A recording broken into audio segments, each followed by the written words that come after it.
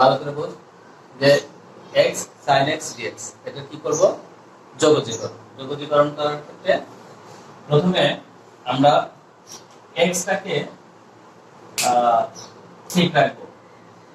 x টাকে ঠিক রেখে sin x এর ইন্টিগ্রেশন করব তারপরে ফর্মুলা অনুসারে মাইনাস যোগজীকরণ চিহ্ন দিয়ে আমরা এখানে সেকেন্ড ব্র্যাকেট দিব দিয়ে d বাই dx করব হচ্ছে কার x এ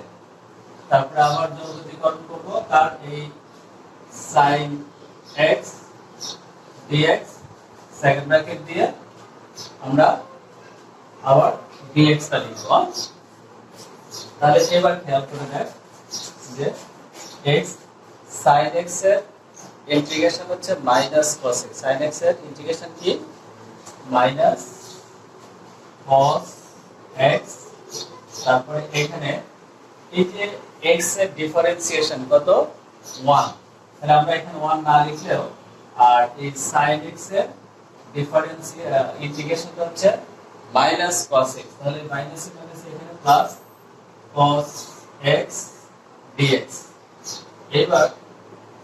ফাইনালি আমরা যদি এটার ইন্টিগ্রেশন করে ফেলি তাহলে ইন্টিগ্রেশন cos x এর হচ্ছে sin x dx plus c এটাই হচ্ছে আমাদের এই ইন্টিগ্রেশনের आंसर বুঝা গেছে